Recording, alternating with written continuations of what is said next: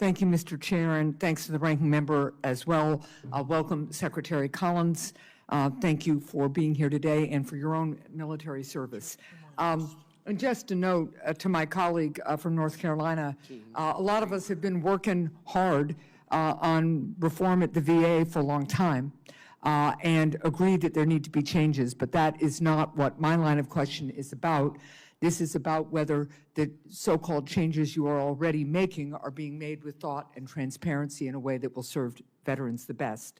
Hey everyone, welcome back to The True Voice. If you're new here, I'm just an American who loves this country, respects those who serve it, and believes in holding our leaders accountable when it comes to the care and dignity of our veterans. Today we're diving into a video that frankly got my blood boiling, but also got me thinking deeply. Let's watch. In your testimony, you stated that the VA is an organization whose sole purpose is to serve veterans. You've also publicly stated that you plan to fire 80,000 VA employees. The quote is, "That is a goal, that is our target," close quote.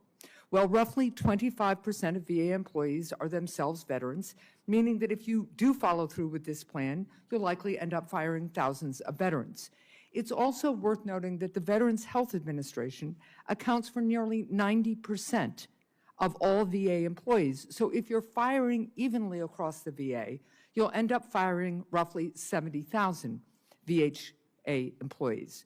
So Secretary Collins, is your goal to fire thousands of VA employees who work to support and provide health care to our veterans? Yes or no?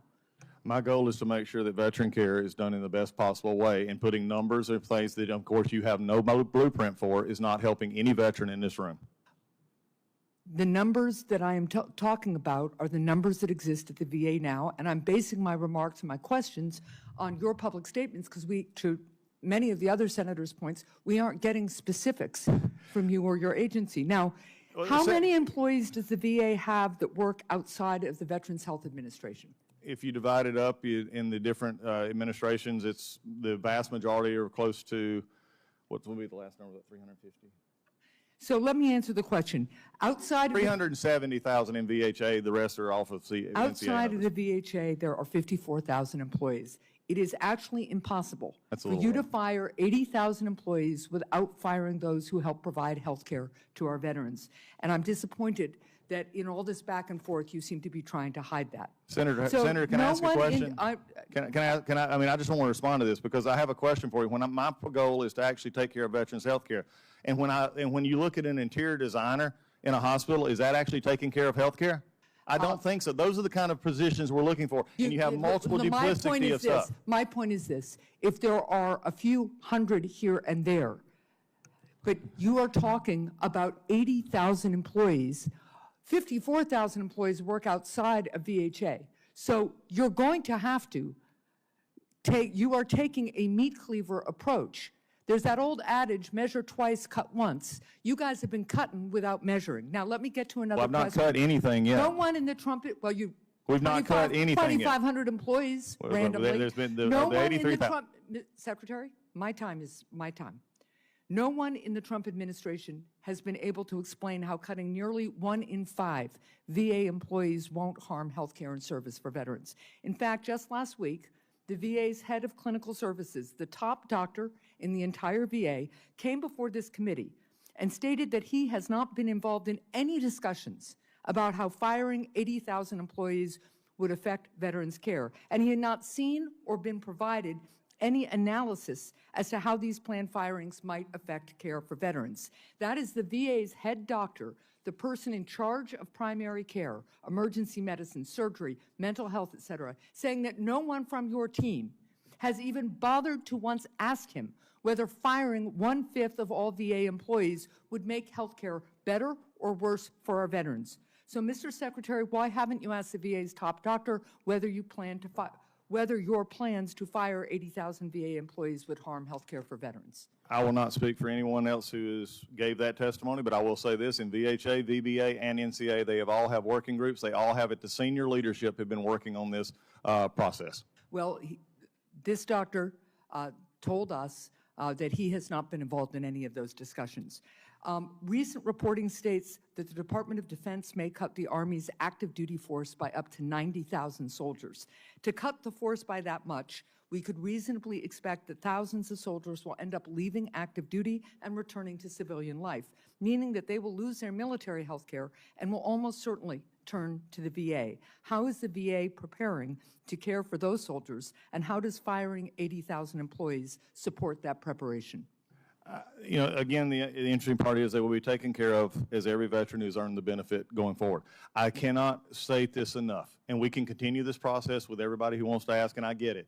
But there's not been 83,000 people targeted for firing. There's been a goal to look at our restructuring and putting 15%. It's a nice talking point, Mr. but Secretary, we've not done it yet. It's your talking point. It's 15%. It is your talking point. It is point. our goal. We are quoting you saying that's the goal. It is our goal. Now, okay. The goal is not a fact. Do you want to reach your goal or not? Because the goal is not a fact. Most people, when they state a goal, decide they'd like to reach it.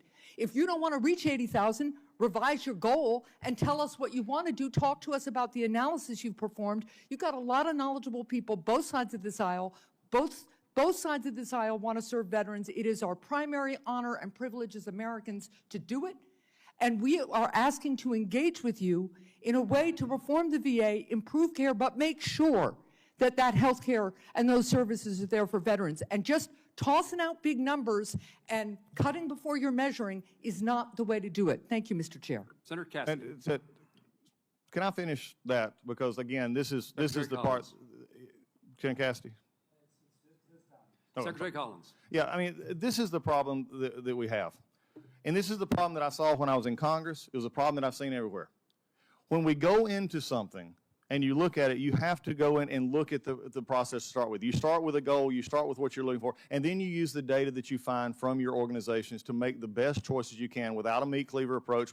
But when you also start with the premise that is not true, a premise that is not going to affect, and basically saying things that we're not looking at, because I'm not sure how we get around the fact that we're not cutting, the primary health care of people who are getting it or cutting their benefits. That is not helpful in a collaborative process to say, are we working? The question I have is, the VA is not working in the way that it should work. I am trying to get it to a point where it can work for all veterans, and the workforce is a part of that. So, I mean, some think the VA is working undoubtedly, as I've heard this morning. It was perfect before this year started. That's not true. And Mr. Secretary, that is unfair to the members of this committee, and you need to stop characterizing it that way, because that is not what a single person on this dais thinks. Senator Cassidy. So, Mr. Chair, I'm just going to say one more thing here. I am eager to engage in real numbers and non-magical thinking here. But this witness and the VA cannot have it both ways. They cannot set out a goal and then get angry at us for asking what the impacts of that goal and those cuts would be. Thank you. Senator Cassidy.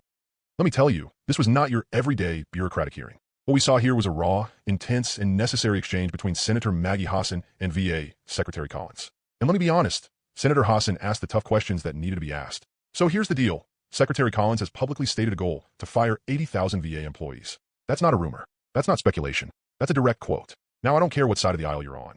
When we're talking about cutting nearly 1 in 5 VA employees, the first question any sane American should ask is, how does this help our veterans? Senator Hassan made it clear. 25% of VA employees are veterans themselves. Let that sink in. Thousands of veterans who now serve other veterans could lose their jobs. And nearly 90% of VA employees are part of the Veterans Health Administration. So if you're slicing 80,000 jobs, you're hitting healthcare. There's no way around that math. And yet, when confronted with this, Secretary Collins danced around it. He kept saying the goal is just a number, just a starting point, that they haven't actually started cutting yet. Folks, that's not good enough. You don't throw out a number like 80,000 without knowing who those people are and what roles they fill. That's not leadership. That's recklessness. And here's what really got to me. The VA's top doctor, the head of clinical services, testified that he has not been involved in any discussion about how firing 80,000 people might affect healthcare. That is mind-blowing. You're talking about gutting the workforce, and you haven't even consulted your chief medical officer? That's like building a bridge and not asking the engineer if it'll stand. Senator Hassan called this what it is, a meat cleaver approach. And she's right. Real reform doesn't mean just slashing numbers. Real reform means measuring twice, cutting once, if at all. You take care of the people who take care of others. That's the American way. Secretary Collins also tried to shift the focus, asking if hiring interior designers in VA hospitals really counts as serving veterans. Look, I get the point. Every organization has inefficiencies. But let's not pretend that 80,000 people are interior designers. That's a bad faith argument, and it's an insult to the men and women on the front lines of our veterans healthcare system. And I'll tell you what, I don't always agree with every member of Congress, but what I saw here was a senator doing her job, asking the questions every American veteran and every family member of a veteran deserves to have answered. We've got thousands of active duty soldiers transitioning out of service soon. They're going to need the VA. They're going to need mental health support, physical therapy, primary care. And we want to cut the very staff who provide that.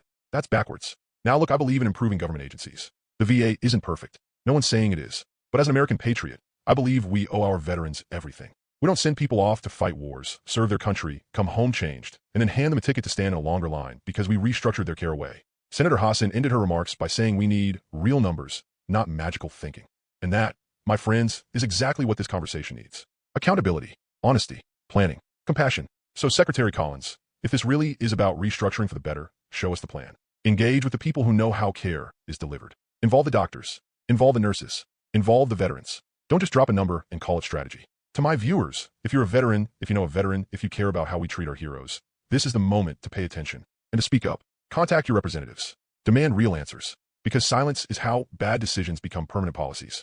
This country has a sacred obligation to its veterans, and if we fail them, we fail the nation.